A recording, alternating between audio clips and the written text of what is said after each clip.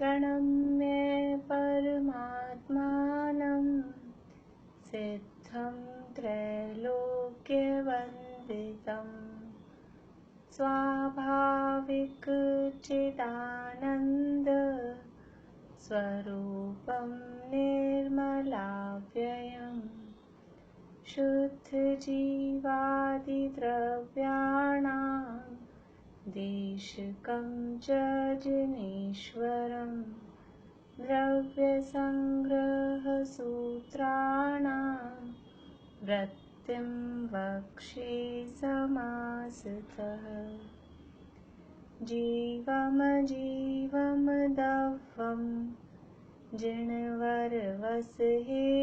जीर्णनेत्थं देविन्दविन्दवन्दं वन्दे तं सर्वदा शिरसा कहे जीव अजीव जिनवर वृषभ ने लोक में वे वंद्य सुरपति वृंद से वंदन करूं कर जोड़ में। गाथाएं बोलेंगे।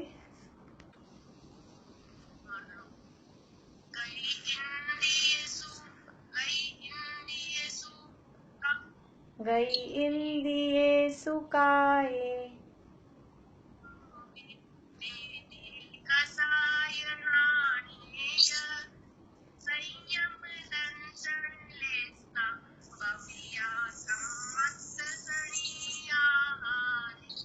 बढ़िया। 13वीं गाथा के आधार पे 14 मार्गणाओं की चर्चा हमारी चल रही है। 14 मार्गणाओं के नाम बोलिए। रजनी जी आप सुनाएंगे 14 मार्गणाओं के नाम। हाँ बोलिए।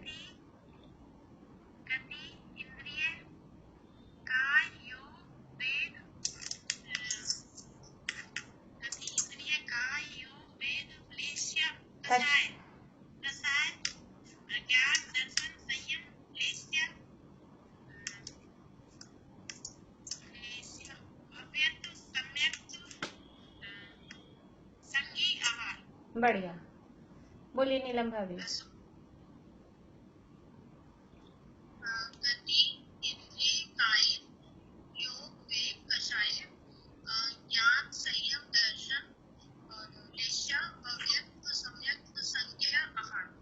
बढ़िया। हाँ अर्पणा आप सुना चुके? हाँ आंटी सुनाइए। सविता आंटी सुना रहे हैं। पहले सविता आंटी सुना रहे हैं। बोलिए आंटी।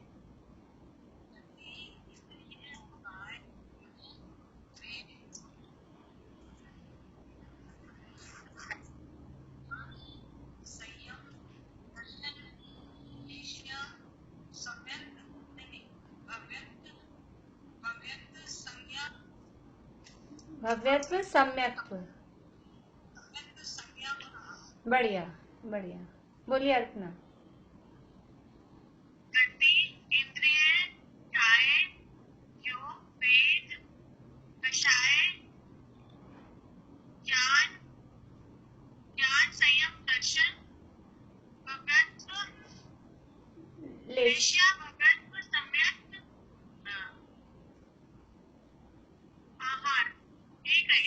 संज्ञा संज्ञा या संगी? संगी और आहार। संगी और आहार। चलिए बढ़िया। परिभाषा के लिए कल के कौन कह रहे थे परिभाषा सुनाने को? नीलम भाभी। हाँ बोलिए। तीसरे गुण स्थान की परिभाषा सुनाइए।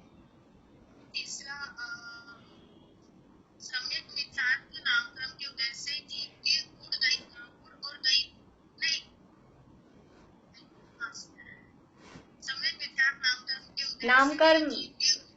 सम्यक मिथ्यात्व नाम कर्म है क्या? सम्यक मिथ्या। हाँ ना दर्शन मोहनीय कर्म।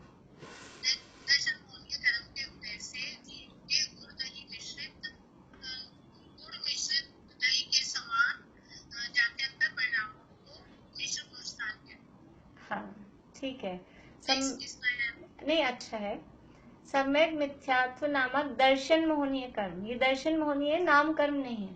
सम्यक मिथ्यात्व दर्शन मोहनीय कर्म के उदय के निमित्त से गुड़ मिश्रित दही के स्वाद के समान होने वाले जात्यंतर परिणामों को, जीव के जात्यंतर परिणामों को सम्यक मिथ्यात्व अथवा मिश्र गुणस्थान कहते हैं। बढ़िया। और कोई सुनाएंगे परिभाषाएं?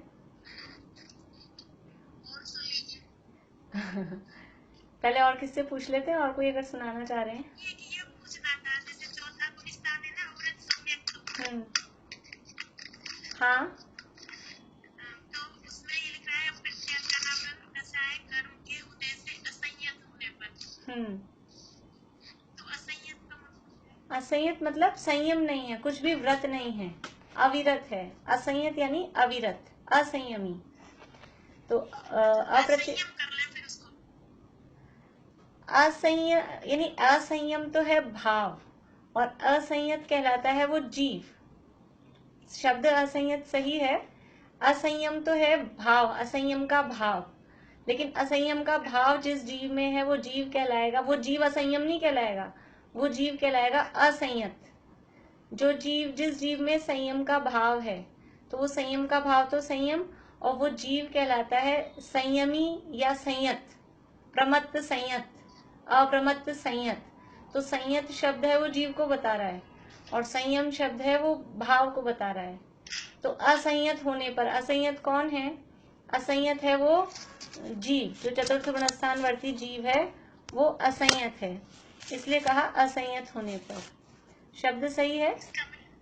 हाँ, चौथी मैं सुनाती हूँ।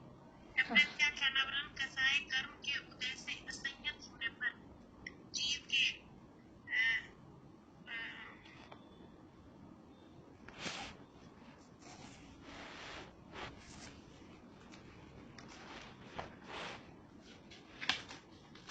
हाँ, कौन पूरी कर रहे हैं इनकी परिभाषा चौथे गुणस्थान की?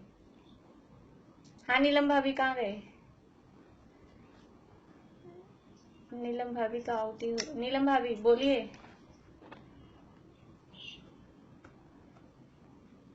आवाज चालू करिए आपकी।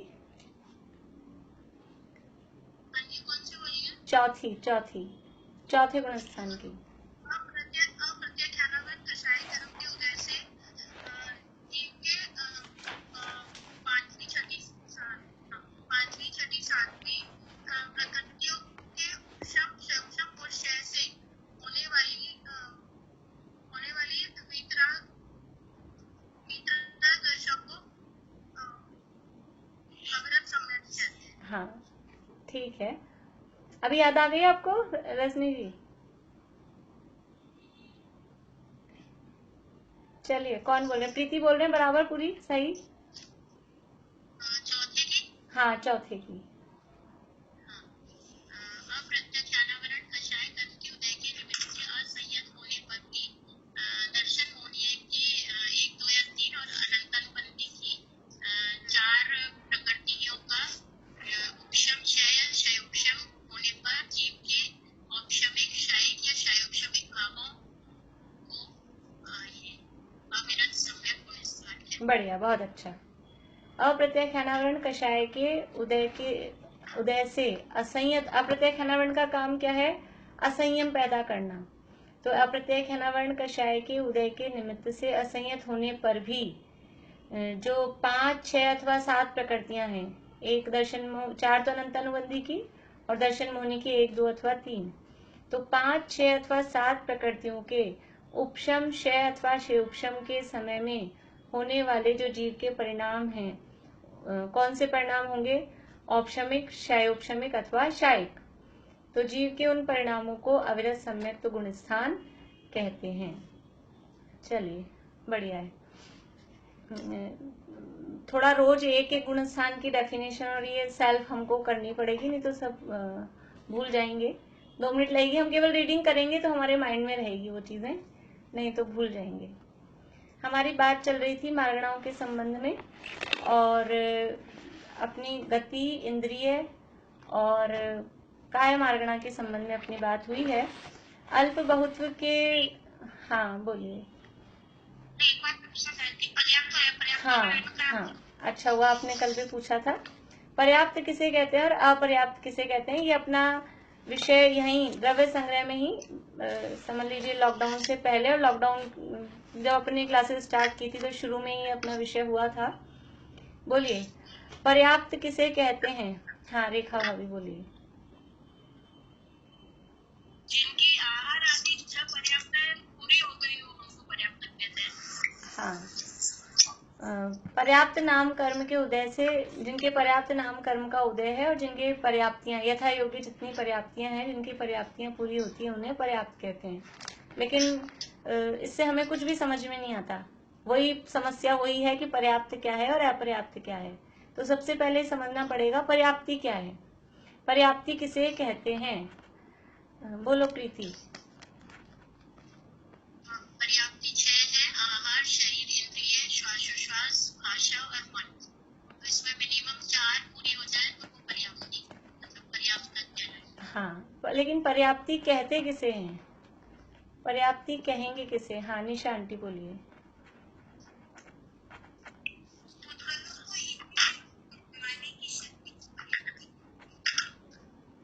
सॉरी फिर से बोलिए, म्यूट हो जाइए, एक दो लोग अनम्यूट हैं, म्यूट हो जाइए।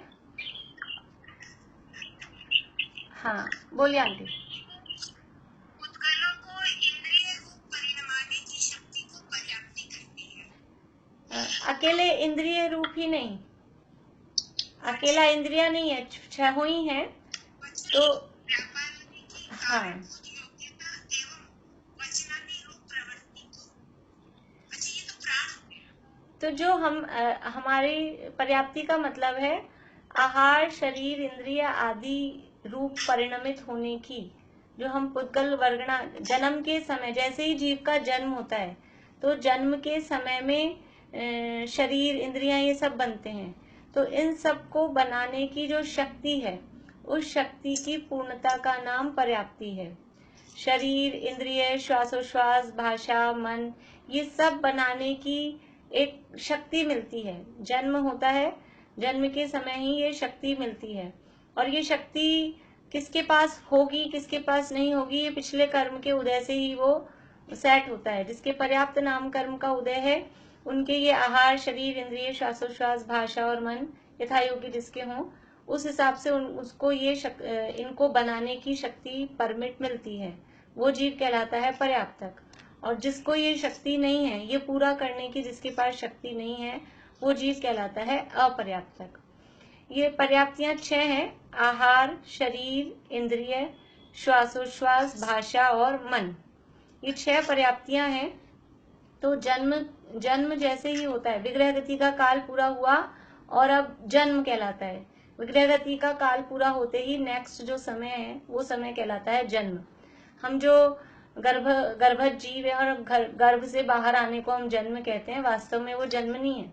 जन्म तो बहुत पहले ही विग्रह गति का काल पूरा करते ही, और विग्रह गति का काल पूरा होते ही जब विग्रह गति का काल पूरा होने के बाद में जो पहला समय है तब वो जन्म कहलाता है। लेकिन वहां जन्म होते ही हमको ये शरीर वगैरह बना बनाया नहीं मिलता है, रेडी टू शिफ्ट। जैसे मकान होते हैं, ऐसे कोई शरीर बना बनाया हो और उसमें आके जीव उसमें घुस जाएगा और रहने लग जाएगा, ऐसा नहीं होता है। तो वहां जहाँ जन्म हुआ है वहां जाकर सारे पदार्थ इकट्ठे करके और फिर अपना शरीर बनाना पड़ता है। बनाना पड़ता है कहने की भाषा है, मतलब बनता है। तो ये शरीर बनाने की इंद्रियां होंगी उसमें, और अगर जितने इंद्रिय जीव है उस हिसाब से उसके भाषा हो, मन हो, श्वासोच्छ्वास सभी जीवों के होगा। तो ये बनाने की जो शक्ति है, उस शक्ति की पूर्णता का नाम पर्याप्ति है। और जिन जीवों के ये शक्ति पूर्ण होती है वो जीव कहलाते हैं पर्याप्तक। और ये शक्ति किनके पूर्ण होती है कि एक कर्म है, इसी नाम का एक कर्म है पर्याप्तक नाम कर्म। पर्याप्तक नाम कर्म के उदय से जीव पर्याप्त होता है।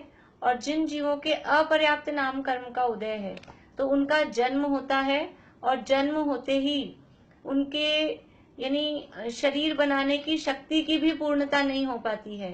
वो परमाणु को ग्रहण करते हैं और शरीर पर्याप्ति यानी शरीर बनाने की शक्ति भी उनकी पूर्ण नहीं हो पाती है और उससे पहले ही उनका मरण हो जाता है, तो वो जीव कहलाते हैं अपर्याप्तक। तो जिन जीवों की पर्याप्तियां पूरी होती हैं या पर्याप्त नाम कर्म के उदय से पूरी होंगी वो जीव कहलाते हैं पर्याप्तक, और जिन जीवों की पर्याप्तियां पूरी नहीं होंगी वो जीव कहलाएंगे अपर्याप्तक। तो अलग अलग इंद्रियों के संबंध में, एक इंद्रिय है तो कितनी पर्याप्तियां होगी और पर्याप्त अवस्था में कितनी होंगी, अपर्याप्त अवस्था में कितनी होंगी, वो सारी बातें पहले पीछे गाथाओं में आ चुकी हैं।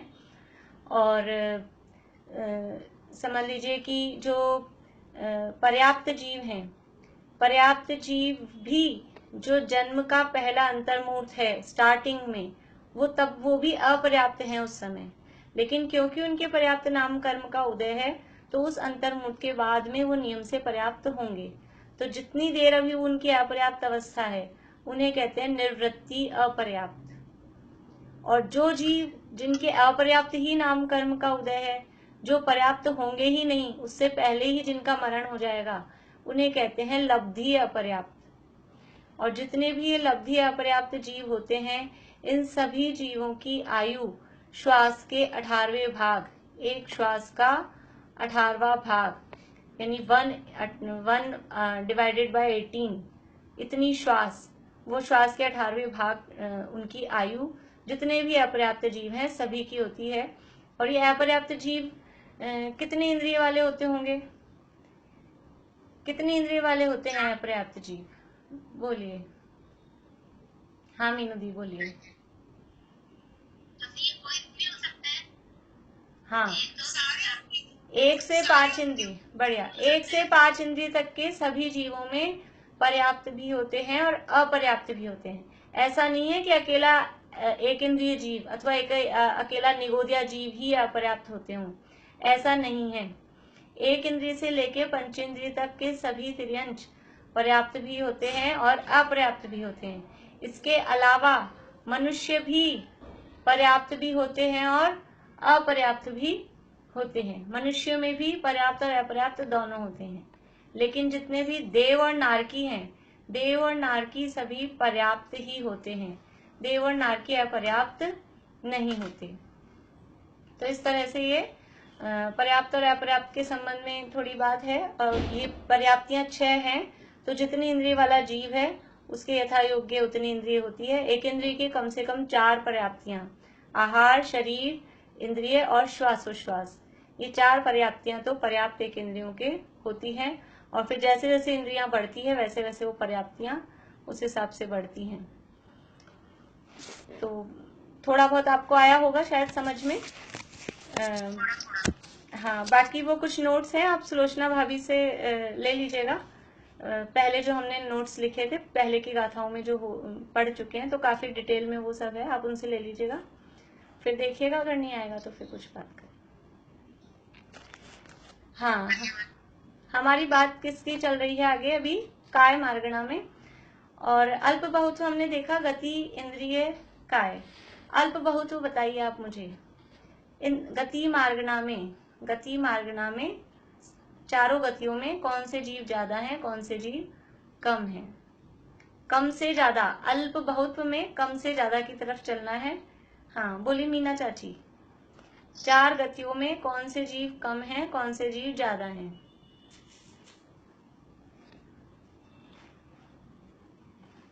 नहीं, हाँ हाँ बोलिए, आप ही बोलिए।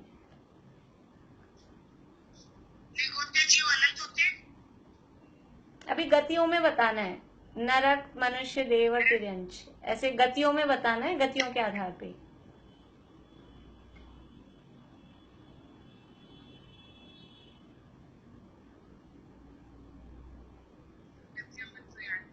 हाँ चलिए, मीनू दी बोलिए। सबसे कम मनुष्य, ठीक है, फिर नारकी, फिर हाँ देव और फिर तिर्यंच। बढ़िया। सबसे कम मनुष्य, उससे अधिक नारकी, उससे अधिक देव और सबसे ज्यादा तिर्यंच। लेकिन यदि हमको सिद्ध जीवों को भी देखना हो, क्योंकि हमको समस्त जीवों को देखना है, तो सिद्ध जीव किस जगह आएंगे, ये तो हमने 4 गतियों के आधार पे देखा था। अभी सिद्ध राशि को भी हमको देखना है कि सिद्ध जीव इन चारों में, मतलब अगर 5 को अपन मिलाएं सिद्ध सहित, तो सिद्ध जीवों की जगह कौन सी होगी, वो किस जगह आएंगे। तो सबसे कम वही मनुष्य, उनसे ज्यादा नारकी, उनसे ज्यादा देव, और देवों से भी ज्यादा वो है सिद्ध भगवान।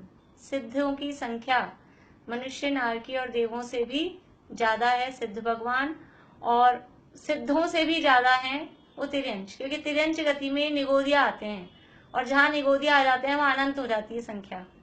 तो निगोदियाओं की संख्या सिद्धों से बहुत ज्यादा बड़ी है। यद्यपि सिद्ध भगवान भी अनंत हैं और निगोदिया भी अनंत हैं, लेकिन जो निगोदिया की जो संख्या है अनंत, वो बहुत बड़ी है, बहुत ज्यादा है, और सिद्ध भगवान की जो अनंत संख्या है वो उनकी अपेक्षा से कम है। देखिए मनुष्य हैं वो तो संख्यात ही हैं, और अपर्याप्त को मिलाएं तो भी वो बहुत ज्यादा नहीं होते हैं।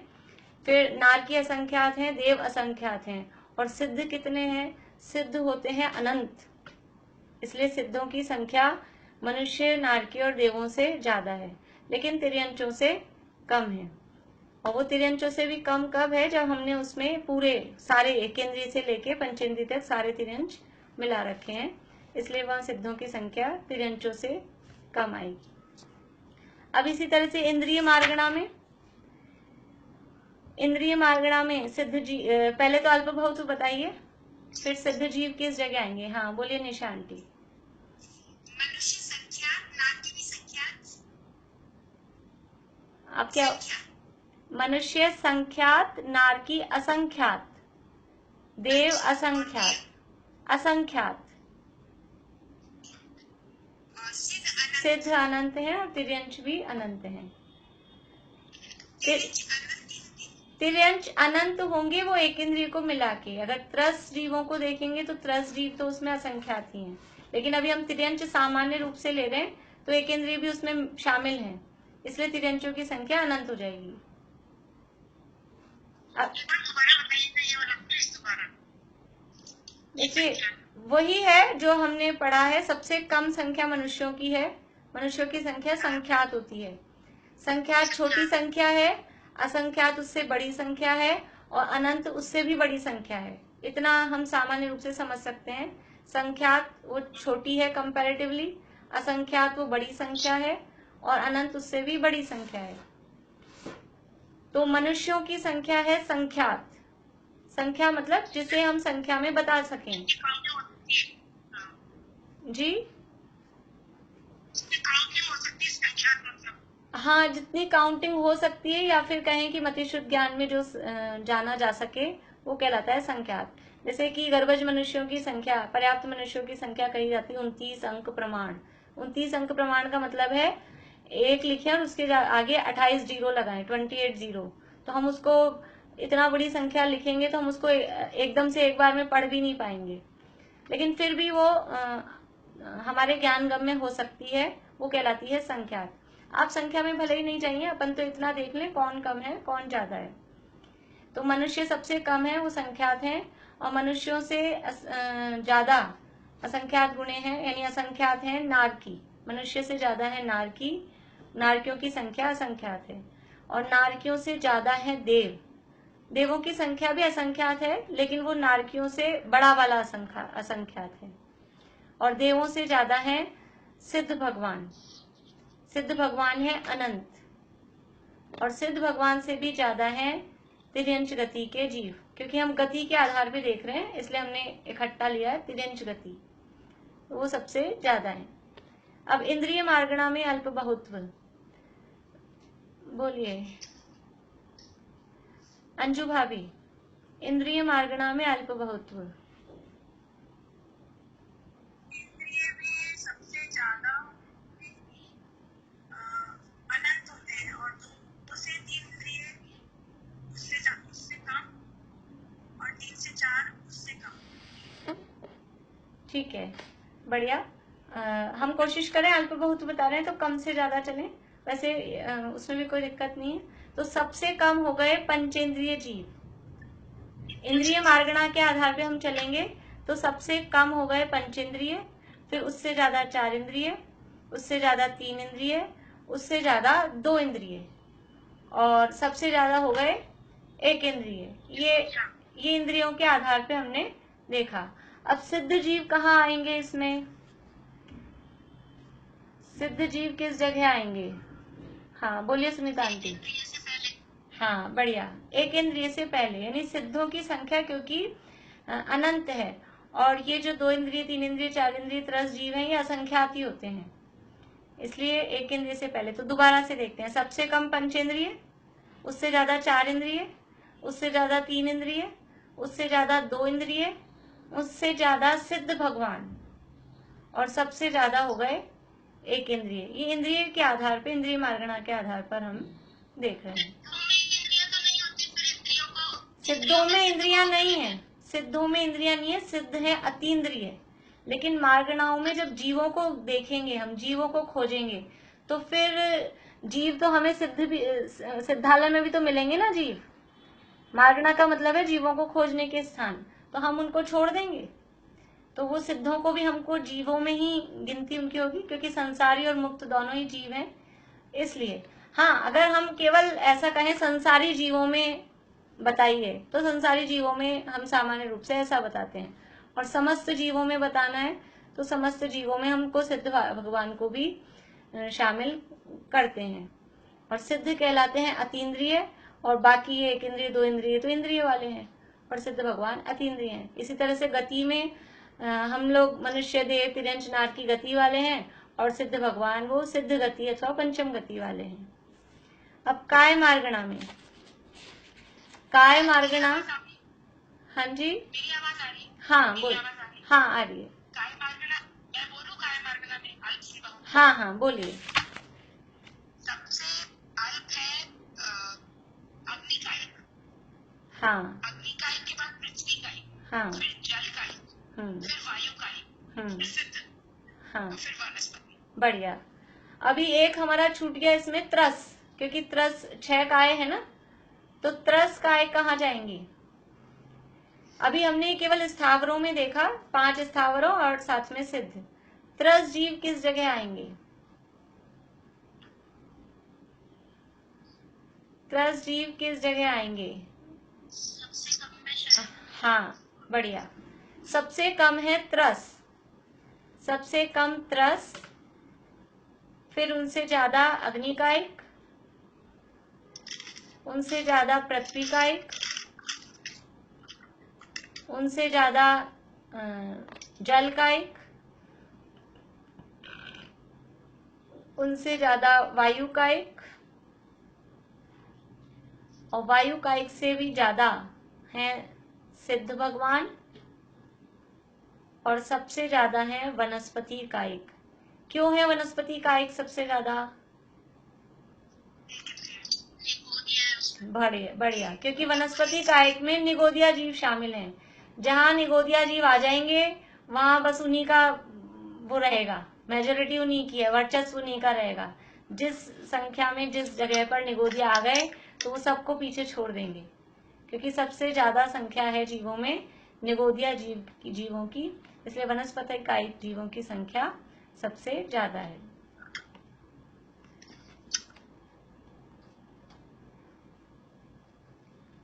कल हमने ये देख लिया था, बादर निगोदिया जीव कहाँ नहीं होते हैं?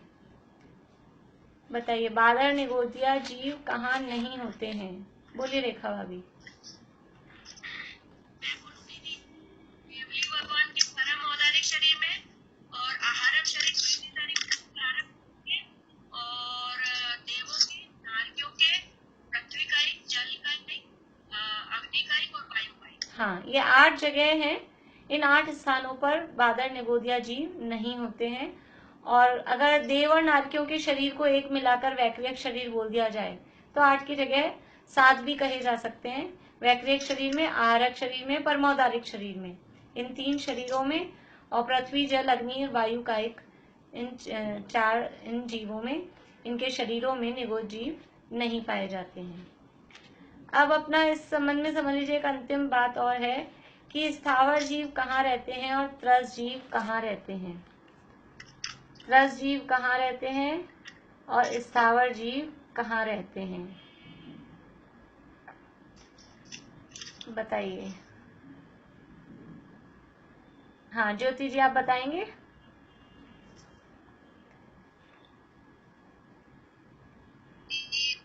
रहते हैं तो मतलब लोग से हाँ एरिया, एरिया क्षेत्र बताना है, क्षेत्र बताना है। स्थावर तो सब, सूक्ष्म स्थावर जो है वो तो सब जगह है, 3 लोग में।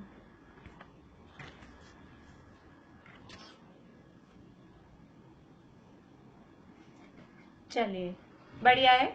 स्थावर जीव, सूक्ष्म और बादल का भेद नहीं करेंगे। स्थावर जीव पूरे लोक में सब जगह हैं। लोक की रचना यदि हमें ख्याल में हो तो वो जो लोक की रचना है पुरुषाकार, उसमें बीच में एक जो नाली जैसे एक रॉड जैसी बीच में दिखाई जाती है, वो त्रस नाली कहलाती है। उसके बाहर का पूरा एरिया, उसका नाम क्या है? त्रस नाली के बाहर का जो पूरा एरिया है उसका नाम है स्थावर लोक।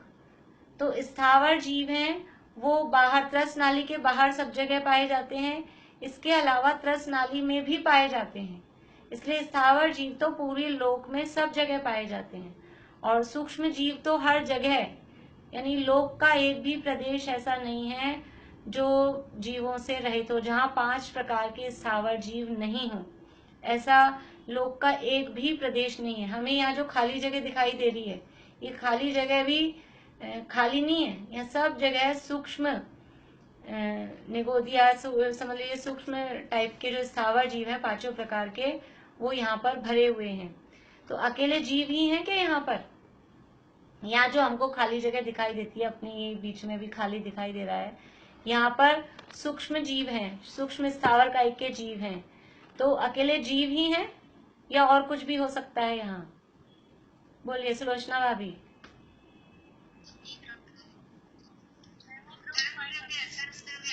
छहों द्रव्य है, बढ़िया। छहों द्रव्य है तो पुद्गल कहाँ है यहाँ? धर्म धर्म आकाश काल तो अमूर्ति के हैं तो होंगे। पुद्गल कहाँ दिख रहा है यहाँ पर?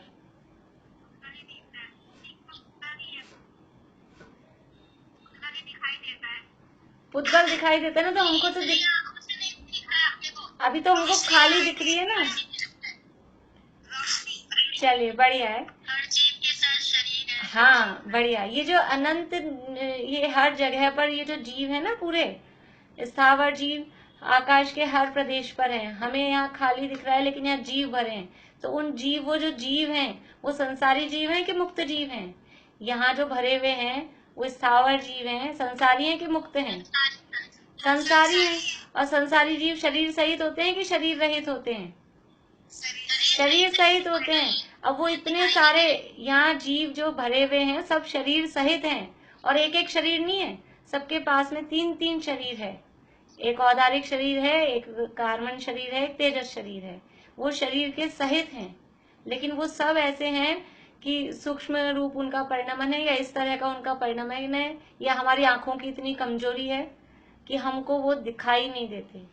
तो वो उन जीवों के साथ उनका शरीर है तो वो पुद्गल भी है। और इसके अलावा अंधकार के परमाणु अथवा प्रकाश के परमाणु, उजाला है तो प्रकाश है, अंधेरा है तो अंधकार है, वो सब रूप में भी पुद्गल यहाँ पर सब जगह भरे हुए हैं। शब्द वर्गणाएं, हम यहाँ से बोलते हैं और शब्द आपको सुनाई देते हैं, तो कैसे होता है? मेरे जो शब्द है वो निकल के चल के आपके कान में घुस जाते हैं। होता क्या है? अगर मेरे शब्द आपके कान में घुसे तो यहाँ समझ लीजिए अपने 20-22-23 लोग हैं, तो ये एक क्या कान में घुस गए तो बाकी जो 22 लोग हैं उनके कान में नहीं घुसेंगे, फिर उनको क्या होगा? तो ये क्या है कि हर जगह ये शब्द वर्गणाएं भी भरी हुई हैं, और वो अपने कान के पास वाली शब्द वर्गणाएं वो अपने को आवाज रूप परिणमित होकर सुनाई देती हैं। तो सब जगह पुद्गल भी भरे हैं और ये जो स्थावर जीव हैं वो भी सब जगह भरे हैं। तो अपना प्रश्न ये था कि स्थावर जीव कहाँ रहते हैं? तो स्थावर जीव संपूर्ण लोक में सब जगह रहते हैं। लोक का एक भी प्रदेश स्थावर जीवों से रहित नहीं है।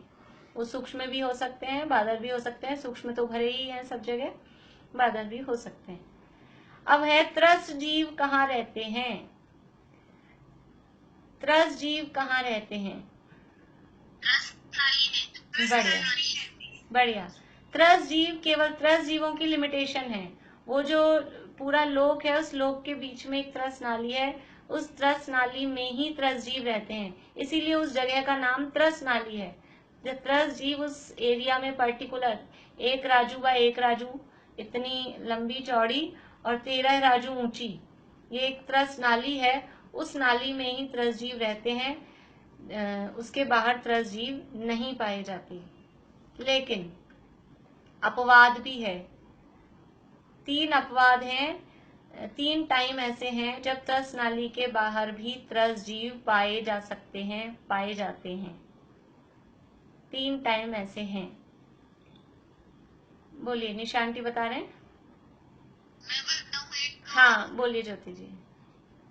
जैसे जब भाव परिवर्तन होगा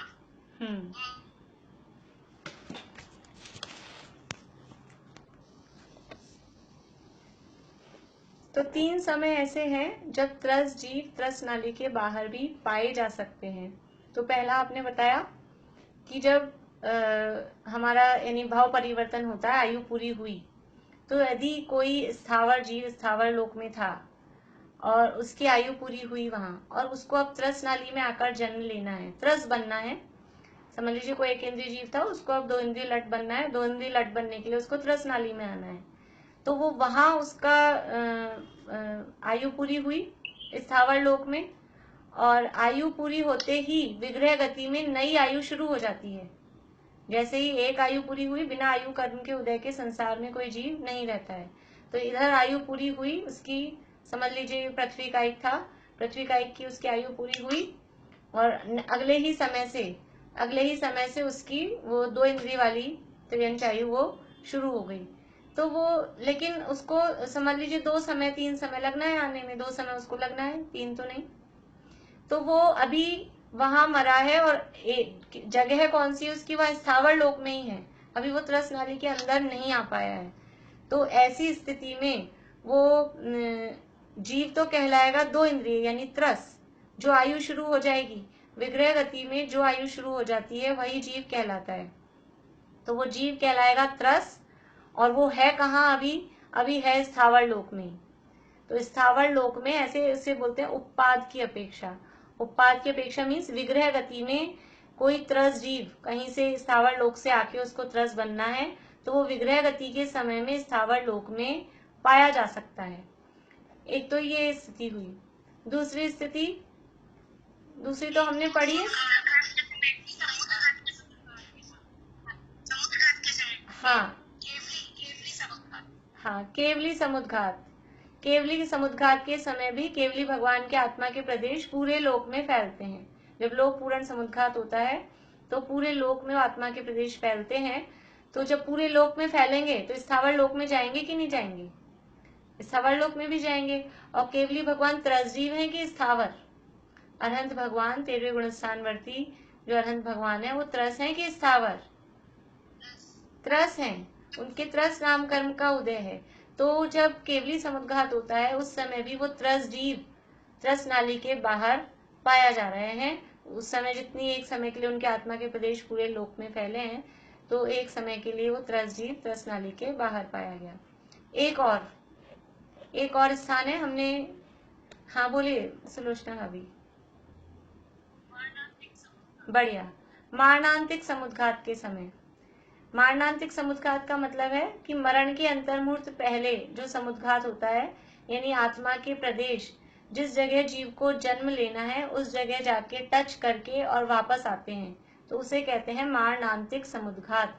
मरण के अंतिम समय में जो आत्मा के प्रदेश शरीर से बाहर निकलते हैं उसका नाम है मारणांतिक समुद्घात।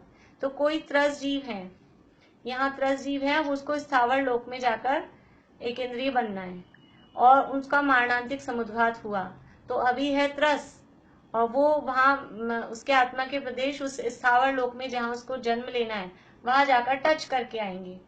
तो वो जो टच करके आए तो वो स्थावर लोक तक फैले उसके आत्मा के प्रदेश, और अभी प्रेजेंट में वो है त्रस। तो इस अपेक्षा से भी त्रस जीव त्रस नाली के बाहर पाए जाते हैं। तो सामान्य रूप से त्रस जीव त्रस नाली में ही पाए जाते हैं, लेकिन 3 अपवाद हैं।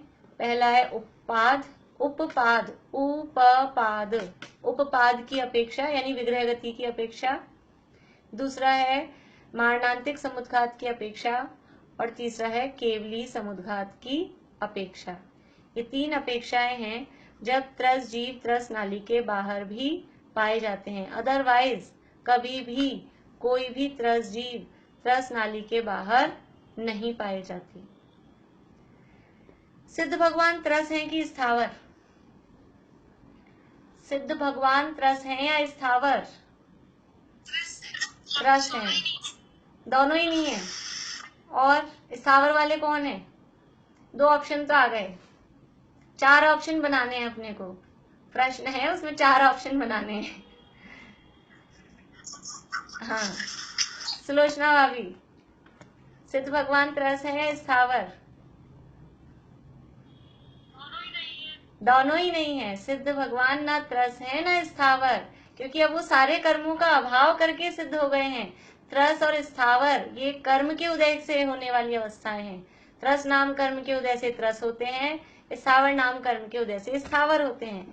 सिद्ध भगवान ना त्रस है ना स्थावर हैं, क्योंकि वो समस्त कर्मों का अभाव करके सिद्ध हुए हैं। अरहंत भगवान तो त्रस हैं, क्योंकि भी उनके त्रस नाम कर्म का उदय है, लेकिन सिद्ध भगवान ना त्रस हैं ना स्थावर हैं। तो इस तरह से ये अपनी काय मार्गणा के संबंध में ही बात हुई है। आज योग मार्गणा हम शुरू नहीं कर पाए हैं। आप लोगों को कुछ पूछना हो तो पूछिए, नहीं तो हम एक बार ओवरऑल देखते हैं हमने काय मार्गणा में क्या क्या पढ़ा, केवल टॉपिक अपन देखते हैं। किसी को पहले कुछ पूछना है तो पूछ लीजिए आप लोग। सासाधन गुणस्थान क्या नहीं समझ में आया इसमें? परिभाषा देखिए, सासाधन गुणस्थान है, ये दूसरा गुणस्थान है, और ये चौथे गुणस्थान से गिरते समय, चौथे पांचवे अथवा छठे यानी औपशमिक सम्यक्त्व से गिरते समय गुणस्थान प्राप्त होता है। कभी भी ऊपर चढ़ते समय दूसरा गुणस्थान सासाधन गुणस्थान प्राप्त नहीं होता है।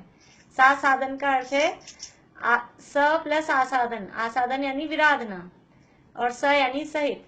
जो सम्यक्त्व की विराधना से सहित है, जिसने सम्यक्त्व की विराधना की है, तो सम्यक्त्व था, औपशमिक सम्यक्त्व जिस जीव को था और वो अपने औपशमिक सम्यक्त्व से छूटा। अभी है तो टाइम औपशमिक सम्यक्त्व का, औपशमिक सम्यक्त्व का ही टाइम चल रहा है, लेकिन उस टाइम में मैक्सिमम या तो 6 आवली शेष रहे, 6 आवली और उससे कम कम करते करते एक समय तक का भी टाइम शेष रहे, तो अधिकतम 6 आवली और कम से कम जघन्य एक समय का टाइम उसमें बचा है अभी औपशमिक सम्यक्त्व में ही, और वो टाइम पूरा होने से पहले ही अनंतानुबंधी जिस कषाय को दबाया था, उस अनंतानुबंधी कषाय का उदय आ गया। अनंतानुबंधी क्रोध मान माया अथवा लोभ में से किसी एक का भी उदय आ जाता है, तो वो सम्यक्त्व से च्युत हो जाता है, सम्यक्त्व की विराधना हो जाती है, और ऐसी स्थिति को कहते हैं दूसरा गुणस्थान सासाधन गुणस्थान।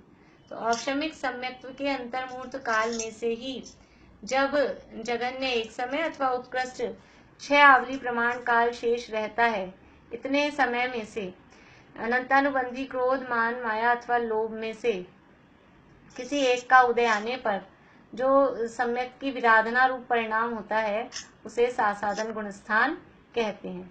और ये नियम है कि सासाधन गुणस्थान औपशमिक सम्यक्त्व से गिरते समय ही प्राप्त होगा। शैक्षणिक सम्यक्त्व से गिरते समय सासाधन गुणस्थान प्राप्त नहीं होता है। इस तरह की व्यवस्था समझ लीजिए। इसी तरह का कुछ है कि उस समय वो अनंतानुबंधी का उदय नहीं आता है, और शायिक सम्यक्त्व से तो गिरने का सवाल ही नहीं है। तो इस तरह से ये सासाधन गुणस्थान है। और अभी वाले प्रकरण में से हाँ बोलिए।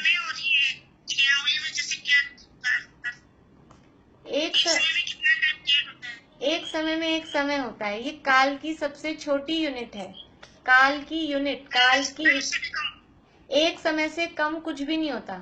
एक समय हमने काल के टाइम के इतने पार्ट किए, इतने टुकड़े किए, और जो सबसे छोटा टुकड़ा बच गया, अब उसका और दूसरा टुकड़ा हम नहीं कर सकते, उसका नाम है एक समय। काल की इकाई को, काल की यूनिट को समय कहते हैं। इससे छोटा उसका पार्ट नहीं हो सकता है। तो कम से कम तो एक समय, और एक समय, दो समय, तीन समय, ऐसे मिलाते मिलाते असंख्यात समयों की एक आवली होती है। तो असंख्यात समय एक बार, फिर संख्यात समय दो बार, तीन बार, चार बार, पांच बार और 6 बार, तो वो होंगी 6 आवली। तो जगन्य एक समय अथवा उत्कृष्ट 6 आवली, इतना काल अगर रहता है, उसके बीच में अनंतानुबंधी का उदय आने पर दूसरा गुणस्थान हो सकता है। और ये साधारण वनस्पति में केवल जमीकंद ही आता है क्या? ये सब साधारण वनस्पति में जो देखो, जमीकंद भी जो अपने है ना, इसमें जो अपने उदाहरण दिए हैं अपन ने, मैंने वो शब्द नहीं बताए, इसमें मूल, छाल, ऐसे ऐसे शब्द हैं। तो ये अपनी जितनी भी ये हैं साधारण वनस्पतियां, ये सब सह प्रतिष्ठित के अंतर्गत, अपन जिन्हें साधारण समझते हैं, ये सह प्रतिष्ठित के अंतर्गत ही शामिल हो जाती हैं। इसमें मूल, कंद, अपन कंद बोलते हैं ना, कंद मूल, कंद मूल। अब अपने को इतना डिफरेंस उनमें पता भी नहीं है कि कौन सा तो कंद है और कौन सा मूल है। गाजर है, ये मूल है, गाजर मूली, ये मूल मीन्स जड़ होती है शायद, गाजर मूली, और जो भी हो दे, मतलब मैं भी इतनी श्योर नहीं हूँ। वो अपन तो सबको एक साथ कंद मूल में इकट्ठा ले लेते हैं। और आलू है शायद, वो कंद के अंतर्गत आता है, आलू को कंद कहते हैं। शकरकंद, शकरकंद होती है, कंद उसके नाम के साथ ही जुड़ा है, शकरकंद। तो वो ये चीजें हैं, वो कंद हैं। हाँ जमीकंद भी होता है ना एक? हाँ, वो जमीकंद मतलब जमीन के अंदर, तो ये जमीन के अंदर उगते हैं। ये सब सह प्रतिष्ठित के अंतर्गत ही आ जाते हैं। और ये ऐसी सह प्रतिष्ठित हैं, आलू, गाजर, मूली आदि, जो अप्रतिष्ठित नहीं हो पाती हैं। और जो अपनी कच्ची ककड़ी, कच्चा घिया वगैरह हैं, ये भी सह प्रतिष्ठित अवस्था में होती हैं जब तक कच्ची हैं, और उसके बाद में फिर ये अप्रतिष्ठित हो जाती हैं। पर ये जो कंद मूल हैं, इनके इनके लिए नाम दिए हैं मूल यानी जड़, कंद यानी, अब इसमें बल्ब लिखा है, अब जो भी अपन समझते हो, छल्ली, छाल, प्रवाल यानी अंकुर वगैरह, ये जो स्प्राउट्स हैं, ये सब भी सह प्रतिष्ठित हैं। और शाला यानी छोटी छोटी शाखाएं, टहनी, और बड़ी बड़ी शाखा, टहनी, पत्ते, फूल, फल, ये सब पेड़ के ये नहीं पार्ट्स हैं, और ये सब में ही सह प्रतिष्ठित पना होता है। जितने भी ये पार्ट ऑफ ट्री हैं, अपन समझ लो, बच्चों को ज्यादा पता होगा जो अभी इस टाइप से पढ़ रहे हैं थर्ड फोर्थ में, ये जितने भी पार्ट्स ऑफ ट्री हैं, पेड़ के जितने भी चीजें हैं, ये सब सह प्रतिष्ठित भी होते हैं, और फिर बाद में अपनी योग्यता से अप्रतिष्ठित भी हो जाते हैं। लेकिन कुछ जो हैं, आलू वगैरह, ये अप्रतिष्ठित भी नहीं हो पाते हैं, क्योंकि अपन ने उसमें एक देखा था, उसको छिन्न भिन्न भी कर दिया जाए तो भी वो उग जाता है। उसको काट दिया, बंधार दिया, आधा कर दिया, उसके बाद भी वो उग जाता है। तो अलग अलग चीजों की अलग अलग इसीलिए पहचान के चिन्ह बताए हैं, जो जो जिस तरह की चीजें हैं उस आधार पर उनको पहचानना चाहिए। चलिए, साधारण और सह प्रतिष्ठित तो अलग अलग बताए थे ना आपने? है तो अलग, हाँ। साधारण अलग है, सह प्रतिष्ठित अलग है। लेकिन मतलब जो साधारण और सह प्रतिष्ठित में जो दोष है, वो दोष इक्वल है। साधारण अलग है और सह प्रतिष्ठित है, वो प्रत्येक वनस्पति का भेद है। और साधारण तो है ही साधारण, लेकिन जो दोनों में दोष है वो इक्वल है। साधारण में और सह प्रतिष्ठित खाने में दोष आलू इक्वल है। वगैरह किसमें आएंगे? सह प्रतिष्ठित के अंतर्गत आएंगे, जो अपने को ये दिए हैं ना चिन्ह, उसके अंतर्गत आलू कंद में आएगा, और ये कंद सह प्रतिष्ठित के अंतर्गत आता है।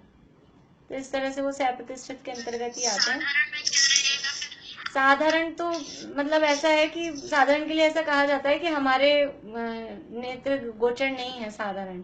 फिर भी इसमें अलग से ऐसे नाम नहीं आए शास्त्र में कि कौन सी वाली साधारण है, कौन सी वाली ये है। और कहीं कुछ मिलेगा तो अपन बात करेंगे फिर कभी। आपकी आपकी नेक्स्ट क्लास कितने बजे है? बस 3 बजे से ही चालू होने वाली है, 3 बजने वाले हैं। कहाँ कहाँ पर होगी? यहीं पर इसी वाले इसी में? नहीं, लिंक अलग है, उसकी लिंक दूसरी है आपको। अच्छा, वो आपने भेजी हुई थी, मैं देखी। हाँ, मैं अभी भेज देती हूँ आपको, अभी भेज देती हूँ। एक चीज और आपसे पढ़ा रहे हो, वो छेड़ा में वो कौन सी थी अपने पास छेड़ा वाली में? 5वीं ढाल चल रही है। हाँ प्रीति, क्या पूछ रहे हो? वो अभी स्प्राउट का बोला ना आपने, स्प्राउट में जैसे किसी को बताना हो तो क्या रहता है उसमें, अबक्ष क्यों होता है? वो उग गए ना, अंकुर आ गए उसमें, वो सह प्रतिष्ठित, उसके अंकुर आना मतलब उगना, और उग गए यानी उसमें नए जीव पैदा हो गए। तो वो साफ साफ ही दिख रहा है कि तो और बढ़ रहा है, इसमें और जीव पैदा हो रहे हैं। तो जिसमें जीव पैदा हो गए तो यानी ऑलरेडी उसमें जीवों का स्थान है, वो साक्षात ही दिखते हैं स्प्राउट्स। मूंग में एक पेड़ का दोष लगेगा एक तरह से। हाँ, मतलब वो सह प्रतिष्ठित हो गया, उसमें अनंत जीव उसके आश्रय से हैं। इसलिए अगर एक भी दाना, हमने बहुत सारे मूंग भिगोए हैं और एक भी उसमें उगा हुआ है और हमने असावधानी से वो डालना है उसमें, बहुत सावधानी वाली बातें हैं इन चीजों में कि वो उग नहीं पाए, और हम स्वास्थ्य के लिए वो खाते हैं, चला के उगा के खाते हैं। तो इसीलिए ये जब चीजें पढ़ने से हमें समझ में आता है कि हम केवल शरीर के पोषण के लिए कितनी कितनी हिंसा कर रहे हैं। यानी एक ही मतलब हम जितने अप्रतिष्ठित हैं, हम पूरे जीवन भर में जितनी अप्रतिष्ठित वनस्पति खाते हैं तो भी उतनी हिंसा नहीं होती जितनी एक सप्रतिष्ठित को, या साधारण जिसमें अनंत जीव है, वो उसमें है अनंत जीव, और इधर तो टोटली असंख्यात होते हैं जो जीव ही हैं, टोटल यानी 30 जीव और प्रत्येक वनस्पति मिला के। पूरे लोक में सूक्ष्म जीव भरे हैं ठसाठस। तो जो हम सांस ले रहे हैं, कुछ भी कर रहे हैं, तो जीवों की तो हिंसा हो ही रही है, वो तो हम रोक ही नहीं सकते ना। वो सूक्ष्म जीव हैं, वो सूक्ष्म जीवों का स्वरूप ही ऐसा है, वो किसी से बाधित भी नहीं होते, किसी को बाधा भी नहीं पहुंचाते। तो सूक्ष्म जीवों के माध्यम से वास्तव में हमारे माध्यम से उनकी हिंसा नहीं होती है वास्तव में तो। लेकिन क्योंकि हम असावधानी से काम करते हैं, हमको जो दोष लग रहा है वो प्रमाद का लगता है, असावधानी का लगता है कि हम देख शोध के या सावधानी पूर्वक काम नहीं करते। और फिर भी कुछ चीजें तो ऐसी होती है, वो अशक्य अनुष्ठान कही जाती हैं कि अब हम सांस रोक के तो नहीं बैठ सकते, सांस रोक के बैठेंगे तो आत्महत्या कहलाएगी, अब फिर भी दूसरे भाव में जाएंगे तो वहां भी श्वास है क्योंकि एक प्राण है, तो उसको हम रोक नहीं सकते। तो ये अशक्य अनुष्ठान कहे जाते हैं, और अशक्य अनुष्ठान वाली अब जो भी हिंसा है वो जीवन में चलती है, और जैसे जैसे ऊपर की भूमिका में पहुंचते जाते हैं, अनंत बन जाएंगे, सिद्ध बन जाएंगे, तो इनका भी अभाव होता है। चलिए अभी यहीं पूरा करते हैं क्योंकि टाइम हो गया, अपने को नेक्स्ट क्लास चालू करनी है। आप अपने प्रश्न कल के लिए रखिए। जय जिनेंद्र सभी को।